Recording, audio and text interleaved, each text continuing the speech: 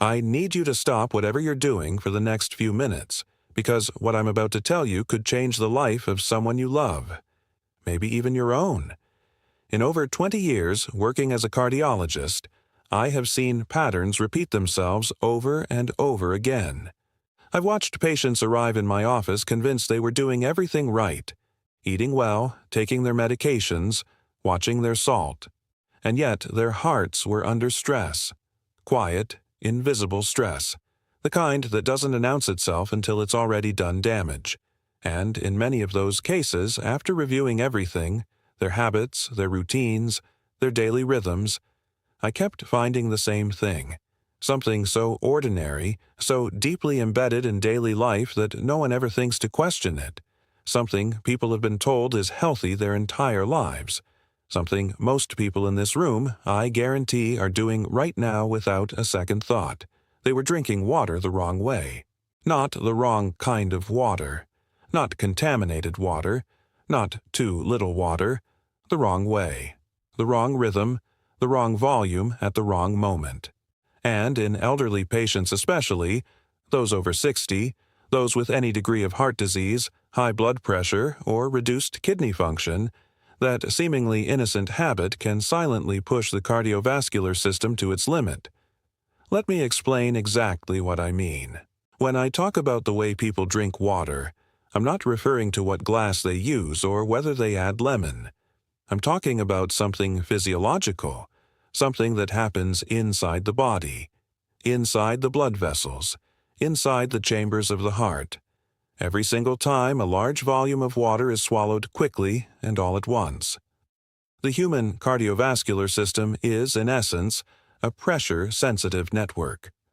The heart pumps blood through an intricate circuit of vessels, and the amount of blood in that circuit, what we call circulating blood volume, is carefully regulated. The body works constantly to keep that volume within a very precise range. Too little, and the pressure drops. Organs stop receiving enough oxygen, dizziness and fainting follow. Too much and the pressure climbs. The heart is forced to pump harder, and the walls of the vessels are subjected to strain they were not designed to sustain indefinitely. Now, here's what most people don't realize. When you drink a large amount of water in a very short time, half a liter in one go, for example, or even faster, that water is absorbed into the bloodstream relatively quickly, especially on an empty stomach. The blood volume expands, and when blood volume expands suddenly, arterial blood pressure rises. This is a measurable, documented physiological response. It is not theoretical. It has been studied, and in healthy young adults, the body compensates for it effectively. The kidneys ramp up filtration, the vessels dilate slightly, and equilibrium is restored within minutes.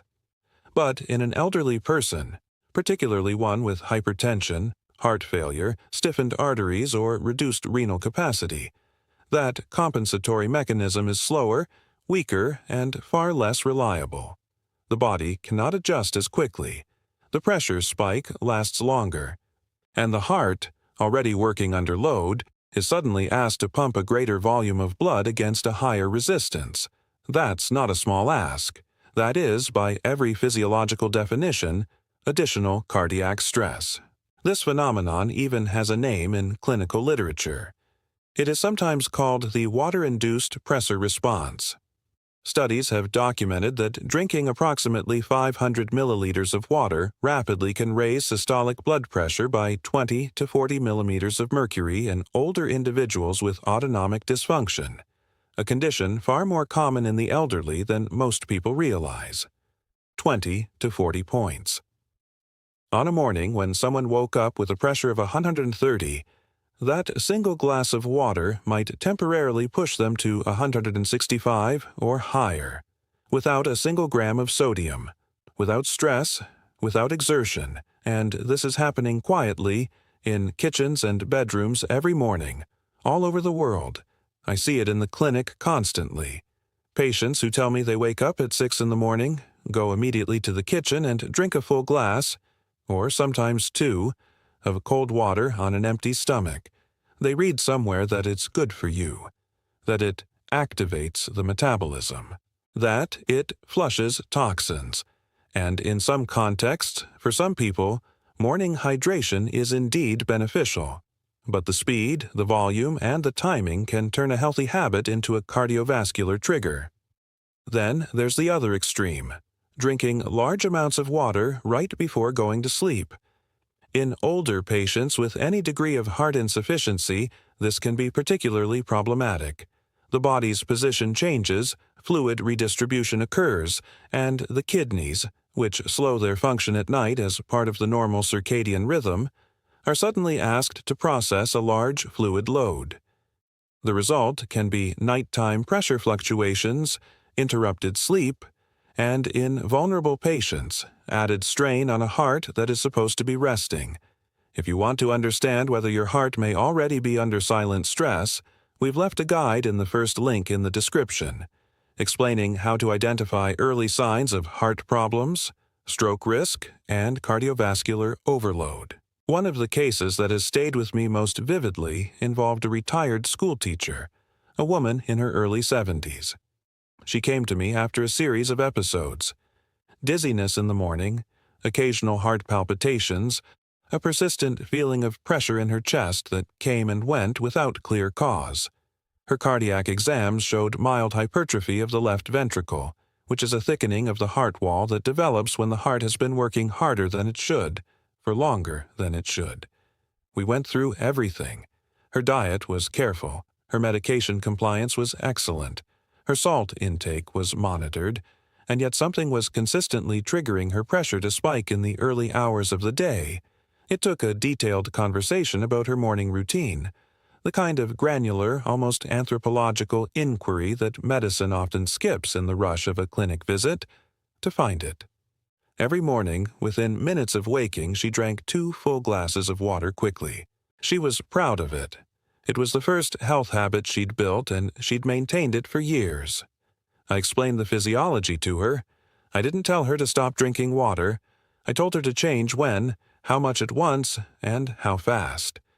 We spread her hydration across the morning, reduced the volume of each individual intake, and suggested she wait at least 20 minutes after waking before having her first small amount of water. Within a few weeks, her morning pressure readings had improved measurably. The palpitations decreased. She told me she felt more stable. That change cost nothing, required no medication, required no procedure. It was simply information, applied correctly. This is what I want people to understand.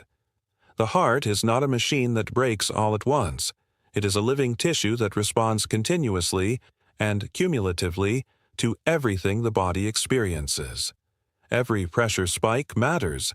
Every unnecessary load matters. Not because one spike will kill you, but because 1,000 small spikes, day after day, year after year, contribute to wear, to inflammation, to remodeling of the vessel walls, to the progressive stiffening that underlies so much of the cardiovascular disease we see in older adults. The correct way to stay hydrated, and I want to be absolutely precise about this because I know how this information will be received, is not to drink less water overall. Adequate hydration is critical for kidney function, blood viscosity, thermoregulation, cognitive performance, and, yes, cardiovascular health. The goal is not dehydration. The goal is distribution. Small amounts spread across the day. Not half a liter in one sitting at 7 in the morning. Not a large glass right before lying down. Instead, a modest amount upon waking, followed by gradual and consistent sipping across the morning hours. A small glass with or before each meal. Consistent intake through the afternoon. A reduced amount in the evening, tapering toward bedtime, to avoid nighttime fluid overload.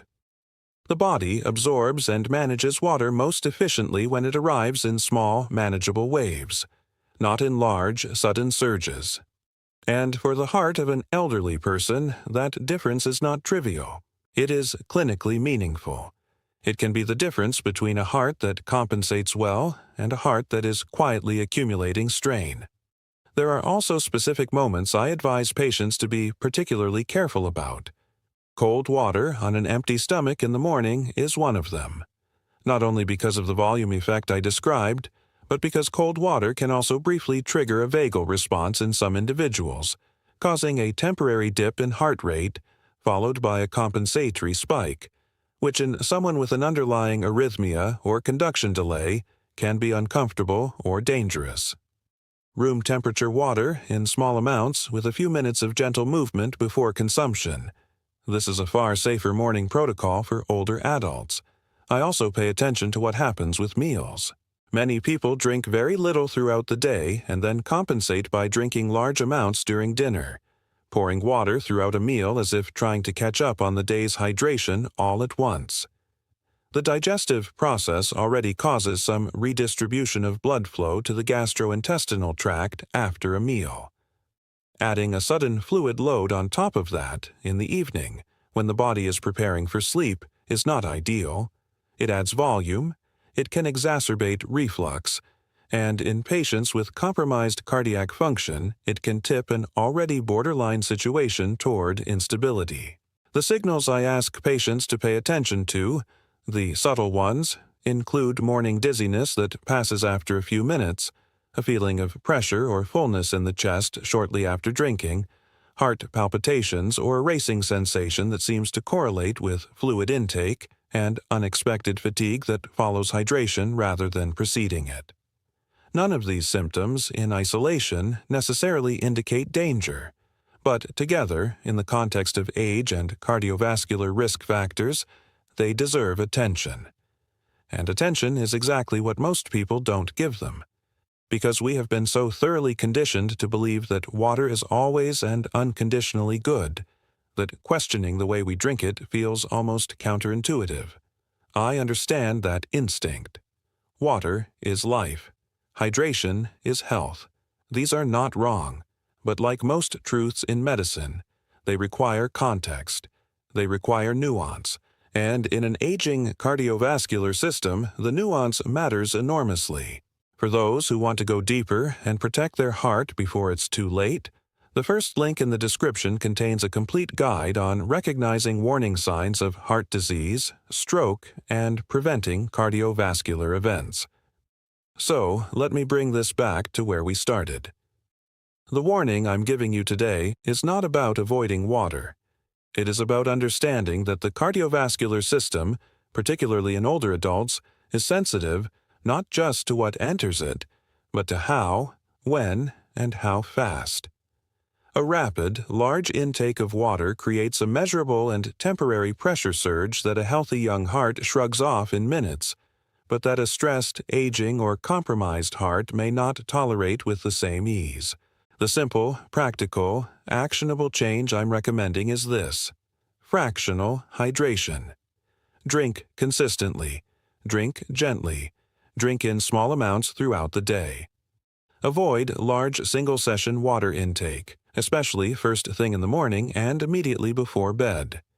Give your body, give your heart, the time and space to absorb and regulate each intake before the next one arrives. This is not a radical intervention.